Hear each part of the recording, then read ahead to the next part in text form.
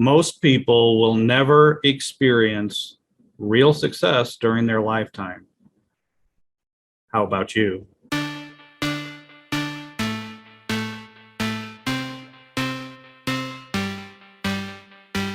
Hi, and welcome to the Monday Minute with Mark.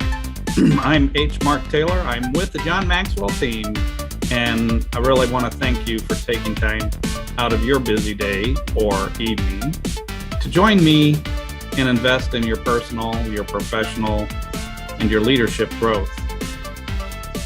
I hope that you're having an amazing day today, and we're talking about in the next few episodes the subject of real success. This is something that John Maxwell has outlined and written about in more than several of his books. You can get those at Amazon.com, as well as other booksellers. And I also have additional classes, master classes, and mastermind groups about this subject that goes in depth. However, during this streaming and podcast, we'll just touch on the four critical components of real success. As you might have guessed, the word real, R-E-A-L, is an acronym, and it contains the four critical components of real success. No, well, we have some disturbance here.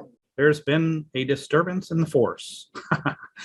Okay, so we're talking about the word real being an acronym containing the four critical components for real success, as John Maxwell outlines, and that is relationship, equipping, attitude, and leadership. And I'm not going to go in order and of these. You'll find out why in a few minutes, but we're going to start off with the subject of leadership.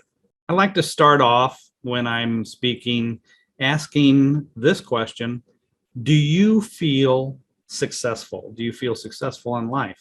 And of course, people will answer in many different ways. And then the secondary follow-on question is, what does success mean to you?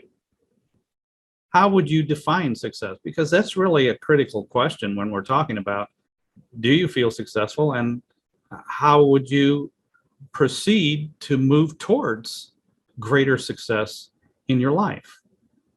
Now, up to this point, I really haven't done very much in the way of introducing myself. So I'm going to take a minute right now and do that. I have a military background, and I was a military police. I was a sergeant leading teams in the Army back in the day. And we were actually had German Shepherd dogs and other types of dogs that we were using to secure different sites. So these were patrol dogs and security dogs.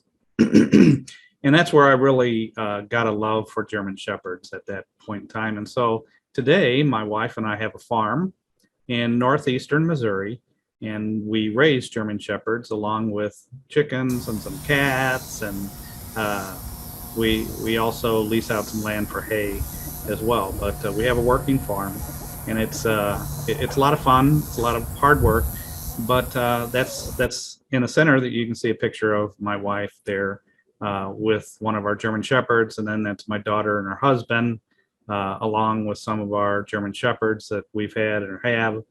And then up in the upper left, that's myself with John Maxwell. I had the opportunity to meet John at a recent conference, and a lot of his team, including Chris Robinson. It was a great opportunity and to meet them and to talk with them. So let's talk about leadership.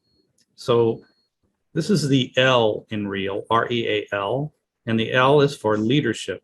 And John Maxwell states that leadership is influence, nothing more and nothing less. So when we ask the question, are you a leader? Some people will answer and say, yes, I'm a leader because I'm in a leadership position. And other people will say, no, I don't have a leadership position, so I'm not a leader. And then some people will always answer, well, I'm not sure if I'm a leader or not. So when we're talking about leadership, for the people that say, yes, I'd like to reinforce and enhance your understanding of leadership and your growth in that area. If you said, no, I'd like to present some ideas that might change your mind. And then if you said, I don't know, I hope that I can convince you to come down on one side or the other. Again, leadership is influence, nothing more, nothing less. So it has nothing to do with a position of leadership or being in a position of leadership. I'm sure we probably all know of people, or maybe we at one time have reported to people who were in a leadership position and had no capability, no leadership capacity or capability, let's put it that way. And then there's people who seem to be natural born leaders. So the thing about it is that whether I'm in charge of leading the team, whether I'm in management, whether I'm in leading an organization or even a corporation, or whether I'm just a part of a team that's actively engaged in that organization or corporation, and even in the family arena, if I have the ability to influence other people around me, and that makes me a leader, and that makes you a leader as well. So as you can see from the graphics that we have here, family, we all have family. I always ask, would you raise your hand if you've never been born? So if you were never a baby and you're never born, please raise your hand, because I want to talk to you. It's probably worth a lot of money to document this on on social media. Excuse me. Everyone's been born and everyone's had the experience of being a baby, and of course many of us have had the experience of having a baby in the house. And the interesting thing is that babies have an amazing amount of influence. A little whine, a little screaming, a little crying, and we're immediately at their side, seeing what they need, what they want. And we have a tendency to carry that forward into our life. So we, of course, at work, we have influence with other people that we're around. And sometimes we whine and cry in different ways to get what we want as well. That's kind of a joke, but it's actually sometimes rather true. But if you think about it, what you might be driving, and have you ever driven in traffic, for instance, and you're driving down and there's a car in front of you and somebody cuts them off and you see some gestures begin to go on.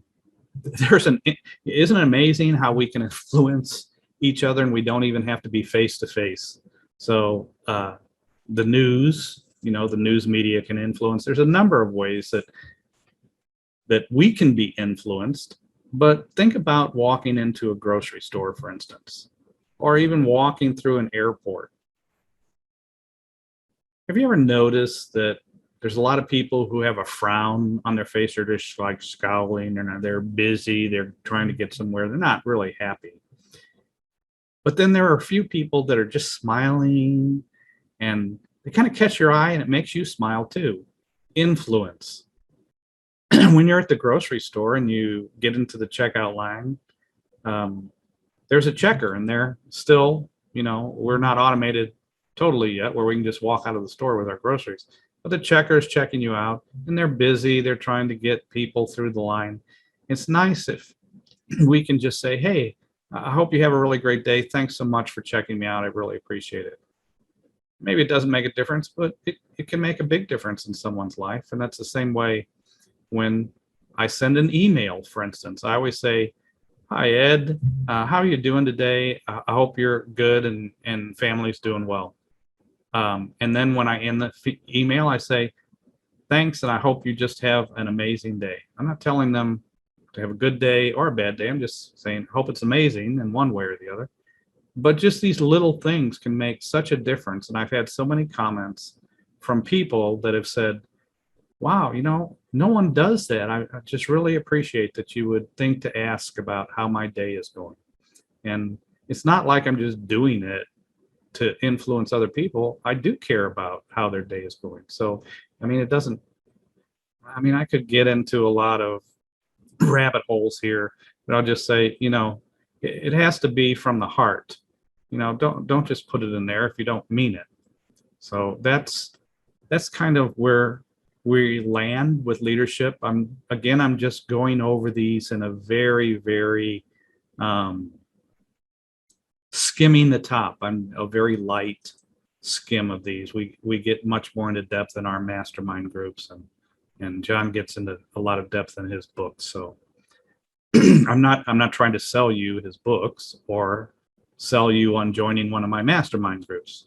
I'm giving away this content because I care about you and the community.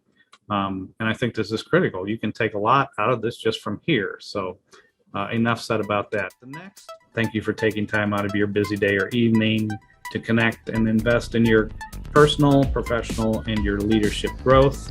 I'm H. Mark Taylor, and I am with the John Maxwell team. And I hope that you have just an amazing day and do not give up on your hopes and dreams. See ya.